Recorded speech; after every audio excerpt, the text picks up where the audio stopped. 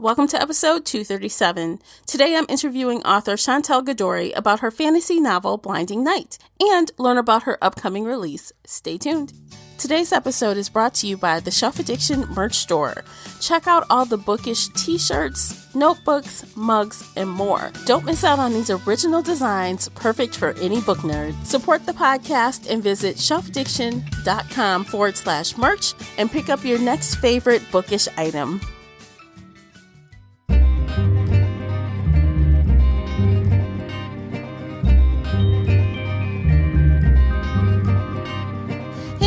I'm your host, Tamara Ford, and welcome to Book Chat here on the Shelf Addiction podcast. Here on Book Chat, we get bookish with roundtable book discussions, book recommendation lists, interviews, and more. Be sure to check out shelfaddiction.com for even more content. Before we get started, let me tell you a bit about today's interview guest. Amazon bestselling author Chantal Gadoury has published 5 titles with future books to come. Chantal first started writing stories at the age of 7 and continues with that love of writing today. For Chantal, writing novels has become a lifelong dream come true. When she's not typing away at her next project, she enjoys painting, drinking lots of DD iced coffee, and watching Disney classics. If you'd like to comment on something you've heard during today's episode, you can find me on Twitter and Instagram at Shelf Addiction. The links for everything related to today's episode are below in the show notes. Hey Chantal, welcome back to the show. How are you? I'm doing good. How are you? I'm doing wonderful. It's been a while. I'm so excited to talk to you again. I know it's been a while for sure. I'm definitely honored to be back again. Thank you so much for having me. Oh, absolutely. So before we get into talking about your book, I want to know what you're reading right now. You know what? In all honesty, I am not reading anything right now, but I did just pick up a book called Pride and Prejudice and I think and Mistletoe or something like that. I just bought it this weekend and I was like, I'm going to read a book. I've been so busy writing that I just haven't had the opportunity to enjoy reading a book. Oh, I understand. I know you authors go into your little writing caves and that's all you do. I get it. Yeah. Absolutely. Okay, so I would love to know, this is a new question that I know you haven't answered before. Is there an author on your go-to auto-buy list that you just buy without even reading the synopsis? Do you have one? I do. It is Tessa Dare right now, and she's a historical fiction romance author. I don't know why, but I've been addicted to her. I want to say it was over the winter last year that I discovered her books, and I read through them so quickly. So she has been on my, I'll just buy it. I don't care what it is. I don't care what it's about. I just want to read it because her characters are just so amazing to me. They're so gripping. They're believable. And her men are really dashing. And I'm a sucker for dashing men. Aren't we all? Yes, that's why we read romance and fiction because, it's not like real life men. So no, not at all. Okay, so today we're here to talk about Blinding Night. Let's talk a little bit about what inspired the story, how you developed it. So Blinding Night has actually been it was a long time coming kind of novel. I started writing this book when I was a junior in college, and it was called 7 Seeds of Summer. And it was inspired because I was in a novel class and my professor said to us, "You're all going to write a novel by the end of this semester." And I have always wanted to write a retelling, and at the time I thought, well, there's really not much about Hades and Persephone. I'm going to write a retelling about that, and I'm going to do it a different way. Instead of it being this historical fiction kind of thing, I wanted it to be this modern day twisting love story. So that's kind of where it began, and it's taken until now to make it into what it is.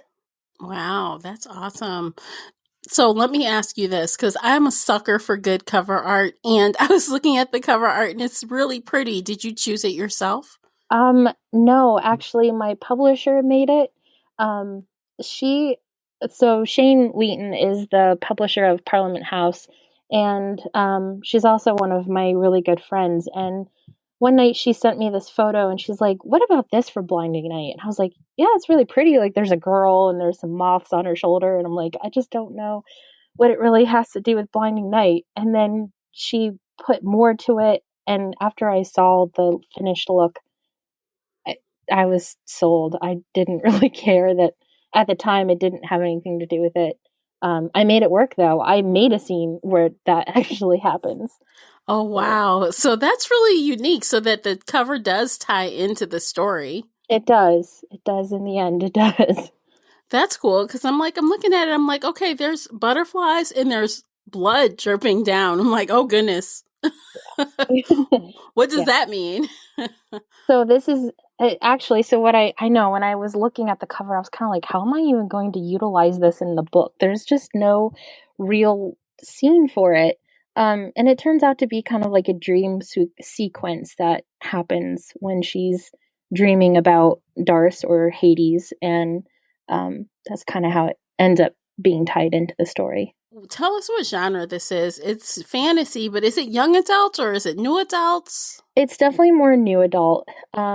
It's a new adult. It's fantasy, paranormal romance. Um, yeah, I'd like to kind of stick to those genres, or at least like labeling this book as that. But it's definitely new adult. Hmm. Yeah, I think she's college age, right? She is. She is Hmm. college age. She just finished her first year of college, and she goes off to Greece with her family. Okay. So tell me about the story, kind of high level. You can keep it spoiler free if you like. What is Blinding Night about? So it is about Summer Mavros who ends up going to Greece with her mom and her dad. Her mom and dad are archaeologists studying with, I called it the National Geographic because at the time that was the only thing I could think of. Um, and she, without spoils, she has a tragedy that happens and prevents her from being with her family. Then Darce, or you will find out that he is Hades, and that's not really a spoiler thing. Um, he kind of comes and tries to have her remember who she is and that he believes she is the reincarnation of Persephone. And it's about her journey going to the underworld and discovering what happened to Persephone, really what happened to her and all of her past lives, and also meeting all of the very interesting characters that live in the underworld with Darce. Mhm. So you've got a lot of like things going on here. So let's start with like the reincarnation factor. Did you Okay. have to do some research to like figure out how to make the reincarnation kind of ring true in the book? Well, I did a lot of reincarnation research into just how different cultures view it. Um, like I think it's kind of a broad belief in different I don't want to say religions, but in different religions and cultures. So it was kind of easy to kind of borrow it into my world. Um, I like that was probably about as researched as I got with the reincarnation, but I did do a lot of research with her actual past lives. So for example, there is a past life where she's living like in Ireland in the like 1300s. So I did a lot of research into like clothing and what the world looked like around her. And then there was one where she's in Venice, Italy, and I did a lot of research into costumes and balls and just what it was like back then. And I watched a lot of movies too, which probably isn't the best sort of research, but Hey, I wanted to have another excuse to watch a Heath Ledger and Casanova. So it was I yeah, think that's warranted. It's all good. right. And then actually my editor inspired me to write the 19 and 20s past life that happens in this book. Originally it was just going to be those two past lives and my editor said no, there needs to be another and you need to do it in the 1920s. So she kind of helped me do a lot of research into clothing, what was going on in the 1920s, and then just good movies to watch too to kind of get an idea of how characters would interact with one another. So Summer, being that she obviously remembers these lives at some point, she is still college age though, but is her mind older or is she still young? Because Hades isn't young, or is he? No, he's definitely not young. He looks young, and he actually appears to look different in each time. Um, I really didn't like the idea of keeping him the same, same old Greek god looking kind of guy. But Mm-hmm. Summer, yeah, she is young. She is immature in certain things. Probably in a lot of things more than I'd like to admit. But she does have the emotional capacity to kind of understand what happened and what is happening around her. And I think that's probably what makes her so relatable, especially just for young adults. And when I say young adults, like 17, 18, and up, um, I think that some of her reactions to certain situations are pretty normal. It's exactly the way we would react to certain things. Mm-hmm. So the Greek god is her love interest, right? Yes. How did you go about tackling that trope of, you have this really old man and this really young girl falling in love? Um, so Darce, for me, he always loved her. There was never this moment of age as a factor. For him it was just, I love this person. I love this soul. I love her um universally. And for Summer, she was more in disbelief of who he was for a while. So she wasn't really buying into the, like, you're a Greek god, like what is that? Um Mm-hmm. and I think it was probably more of his charm and his wisdom and the way that he interacted with her that made it feel more natural than weird Mm-hmm. with the age. It wasn't really something that they focused on too much to say, like, I am 3,000 years old and I am only 20 years old. It was just more of, we both are in the same place at the same time, sharing the same experience. And eventually, when you get further into the story, it just kind of becomes like we are the same soul. So I don't know. It just was very natural for them to fall in love. What do you like best about Summer's character? I love her sarcasm. She was really great to write out some of my own, like, inner dialogue that happens in my mind. And with my editor, she helped Summer just have the best wit ever. She's a very funny girl. I like an alpha female. Is she kind of alpha or is she something else? Um, I guess you could say Summer is slightly alpha, but she also has some really vulnerable parts to her that make her maybe a little less alpha. She's kind Mm-hmm. of like a happy medium, at least to me. Um, just because Summer is is such a, I don't want to say she's so me, because she's not me, but I find myself relating to her a lot. And obviously, as a writer, you write, you kind of put yourself in your characters. But she's definitely more braver than I am. So slightly in the middle. I'd love to know, did you choose the setting of Greece because kind of that's where the Greek god thing happens? Or did you choose it like for another reason? I definitely chose Greece because of the Greek gods, and I felt like it was more natural to have Summer go to the homeland Mm-hmm. than have it, be in America or be in some other country that just didn't make sense. Did you go to Greece to do research, like eventually? Like, I know you went in high school or college, but later? I've never been to Greece before, but Google Maps is amazing. And I Googled so many hotels. I Googled so many just maps, putting the little yellow person in the roads, traveling the roads, looking at everything around. I mean, it's definitely not the same. It will never be the same. But I tried to fully immerse myself in everything Greek that I could, even researching food, what it would look like to sit next to a body of water, like what the surroundings are. Every little town or every little place that Summer and Darce end up going, I Google mapped it. That sounds like it's going to be really immersive then, and we'll feel like we're in Greece. Because, that's on my bucket list, so I might have to just read your book to go to Greece. After doing all this, like, I would love to go to Greece and just say that I went to all the places that they were at. That would be amazing. It sounds nice. So, are there other gods in the story as well, or is it just kind of Hades' story? There are other gods. When you get to the underworld, you actually get to meet Morpheus, and he is the god of dreams. And he actually is probably one of my favorite characters that I've ever written ever. He's very dreamy, but he's also, like, no pun intended, but he's also just very stoic, um, friendly. Like, I know those two words don't really go together, but he's just his own person, his own little thing, and I really loved him. And I almost made him be like a love triangle for Summer, but then I felt like that was just going to be a little too overboard, so I withdrew from that.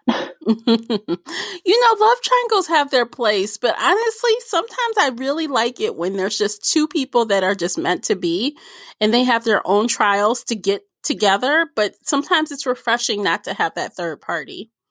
Right, right. Then there's also Thanatos. He is the god of death. There is Ari, and she's not necessarily a goddess, but she is like a nymph that delivers curses from the dead to the living, which when I researched that's actually something, or that was actually a belief that the Greek people had, that Mm-hmm. these spirits could bring curses from the dead to the living. I was like, that has to become a character. That's just too good. Um, and there's several others that you'll meet when you're down in the underworld. Ooh, sounds good. Okay, so I love a good audiobook. I really do. Is Blinding Night coming out in audiobook? I hope so. So currently, none of my books are audiobooks, unfortunately, but they are in the works, and it is my hope that Blinding Night will also be an audiobook because I too would love to listen to that. Mm-hmm. Awesome. Well, I will cross my fingers that that happens because I just really advocate for audiobooks and they're awesome. And the best part is choosing the narrator. I know you'll love that part. Yes, I definitely will love that part too. I love listening to I mean I love listening to audiobooks. I preferably that is my go-to. I commute every day about an hour one way, and if I can be listening to a book if I can, then I'm doing it. Awesome. Thank you so much for sharing about Blinding Night. Is there anything else we need to know about that book before we talk about the next topic? Yes, there is something to know about Blinding Night. It is the first book in the series. There will be more to come. So Summer and Darcy's story will continue. It does end on a cliffhanger. For people who don't like cliffhangers, give it a chance. And please know that Blinding Night Part 2 will be coming soon. Coming soon. Is that like 2019, 2020? Probably probably 2020, but I'm gonna try to push myself to make it 2019. Okay. Because you know how, us people that love series, it's painful to wait a long time. Don't do it to us. I know. And where it ends, it's not very fair to have you guys wait too Oh. long. Oh, no. Okay, well everybody, you'll want to check out Blinding Night. The links are in the show notes. You can also check out the coordinating blog post to get even more details on that book. So, Chantal, what are you working on right now? I know your readers would love to know. So I actually just finished the edits to Winter Dream, and Winter Dream is a new fairy tale retelling of the Nutcracker. And that's actually coming out November 27th, which is right around the corner. Yay. And it's right on time for holidays, holiday reading. Indeed, I know. And it's been very difficult to do edits in the middle of the summer and September when there's nothing Christmas related.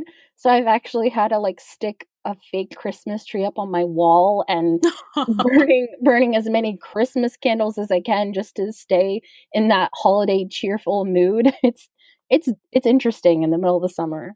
Oh my gosh, I cannot even imagine. So in your writing corner or wherever you write, it's like Christmas right there. Yeah, it was. After I finished the edits, I kind of put everything away. Hmm. But now I'm kind of like I feel so lost. Like I need that back again. So Oh no. it's different. Well, Christmas does bring that cozy feeling that only Christmas can. So, Exactly. Yep. absolutely. So, I'd love to know what made you want to kind of do a book, kind of a play off the Nutcracker. How did you think that up? So when I was little, my mom used to take me to see the Nutcracker at our local theater up until I was about 4 or 5. And then I wanted to join ballet, and I did that for like maybe 2 years, and then it just got to be way too expensive. But because of that part in my childhood, I've always just loved the Nutcracker, and I even at almost 30 years old, I still like to watch The Nutcracker Prince, which is an animated version of the story. I love to watch just the Nutcracker in general. So last Christmas, I sat there like, why haven't I written about this? I love the Nutcracker so much. Why have I not tried to rewrite the story? So I sat down and did that. Oh, that's so fun. I love that kind of stuff too. Look, I am not ashamed. I watch all the cartoony stuff at Christmas. I do. I'm not even going to lie about it. And the Nutcracker is one of those as well. So, that's awesome. I'm looking forward to that. Yeah, I same. I can't do a Christmas without watching Rudolph or Frosty or really any of those things. It's just part of the tradition. Yeah, especially like I don't think they're claymation, but they're like stop motion animation, I think. I Yeah, love those. yeah, those are great. Yeah, absolutely. Well, thanks for sharing that, you guys. There will be a link for Winter Dream as well. I think it be on pre-order by the time it will Oh, be on pre-order, I think, right now. yep, it's actually up for pre-order right now. Okay, awesome. So you can find a link in the show notes for that. And I think I will also have a teaser trailer for you in the coordinating blog post as well. So click over there and check out that and then order that book. Okay, so I have something fun for you, and I know you didn't do it last time you were here, and it's the lightning round. Are you game to do it? I'm game for it. Yes. So the lightning round is 60 seconds, and the goal is just to answer as many questions as you can. Some are book related, some are not. Okay. Some are open ended questions, and others require you to pick one or the other. The only rule is that you must choose. You can't say neither or both. It's kind of like a would you rather scenario. Oh boy, the pressure's on. Oh, I know. But they're so fun. You'll love it. Are you ready? I'm super ready. Let's do it. Okay. Physical books or ebooks? Physical books. Hero or villain? Hero. Beer or wine? Wine. Bookstore or library? Library. Android or Apple? Apple. Vodka or gin? Vodka. If you could pick one superpower, what would it be? To read people's minds. Marvel or DC? Marvel. Cliffhanger or realistic ending? Cliffhanger. Hot chocolate with or without marshmallows? Oh, with the marshmallows. Drive or fly? Drive. What's your favorite food? Chinese food. Early bird or night owl? Early bird now. Netflix or Hulu? Netflix. Name a book that you've read in one sitting. Oh my gosh. I don't know. I'm like, I don't even know. Fangirl by Rainbow Rowell. Oh, awesome. And guess what? That's time. So, hey, Yay. you did great. You answered 16 questions. That's good. Yeah, that's awesome. Thanks for doing that. Yeah, Everyone loves it. that was fun. Yay. All right, so I think that brings us to the end of today's show. Is there anything else you'd like to share, Chantal, before we sign off for the evening?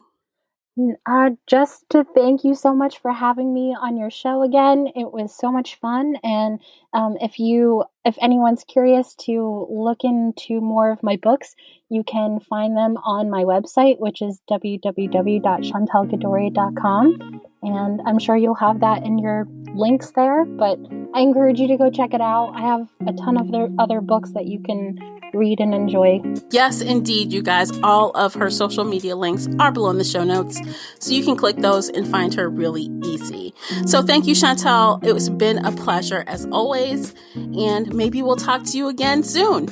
I hope so. That would be wonderful. All right, everyone.